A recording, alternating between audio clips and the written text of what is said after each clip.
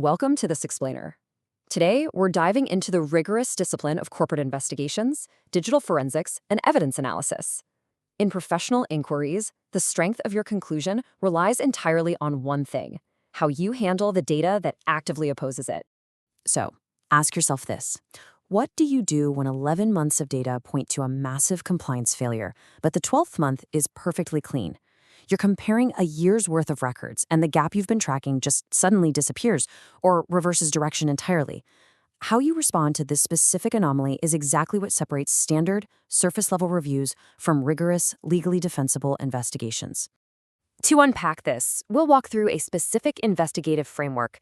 We're going to look at what happens when the pattern breaks, examine the Volkswagen case, define the evidentiary problem, introduce the exception stress tests, map out evidentiary boundaries, and leave you with 3 concrete investigative actions. Let's get into it. Part 1. When the pattern breaks, confronting the exception without premature conclusions. When you become attached to a working theory, exceptions can start to feel personal. You've got 11 months pointing in one clear direction, and 1 month pointing the exact opposite way. Now, the immediate temptation is to label that single, clean month as irrelevant noise, maybe a reporting mistake or just data corruption. Or you might jump to the opposite extreme, labeling it deliberate camouflage or proof of manipulation. But an exception can represent several different realities. Maybe the comparison was incorrectly defined. Maybe an accounting method changed. Or maybe the original pattern is just weaker than it appeared. The month that breaks your pattern isn't an inconvenience. It's actually your best opportunity to discover whether the pattern is real in the first place. Part 2. The Volkswagen case, a public example of condition-dependent behavior. Consider the Volkswagen emissions case. Certain diesel vehicles produced perfectly compliant results under laboratory testing, but emitted far more pollution during ordinary road use. Independent on-road testing raised serious questions about this exact discrepancy. Notice what happened here. The clean laboratory test result didn't demonstrate general compliance. Instead, it revealed a condition-dependent system. The behavior of the vehicle changed according to the testing environment. But we have to be incredibly precise here. That clean laboratory result alone did not prove deliberate calibration. Part 3.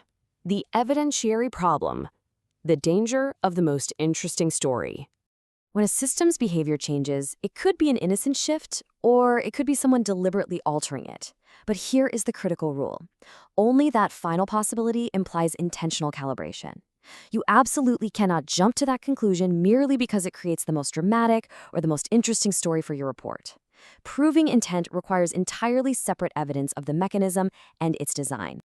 To maintain strict, calm authority over your evidence, you have to separate your findings into 5 distinct layers. Let's use our example. First, you have the observable artifact, the clean laboratory emissions result. Second, the authenticated technical fact, the discovery of software actually capable of recognizing testing conditions and changing operations. Third, the analytical inference, the logical deduction that this discrepancy suggests condition-dependent behavior. Fourth, the unresolved hypothesis, the assumption of deliberate calibration to deceive auditors. And finally, the legal determination.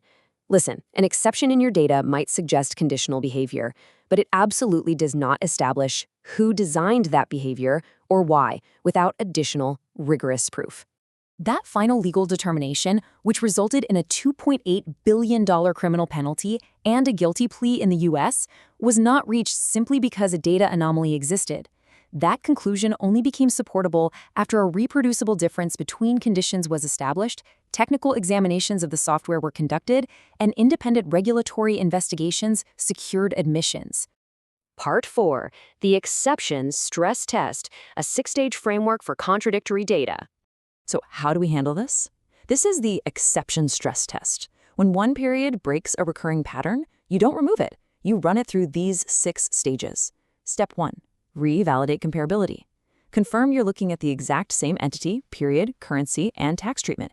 If those don't perfectly match, you don't have an exception. You have an invalid comparison. Step 2. Reconstruct the reporting mechanics. Does one dataset use the invoice date while the other uses the payment date? 2 completely honest systems can disagree just because they recognize the same event at different moments. Step 3. Search adjacent periods. A missing transaction might have simply shifted into the next month.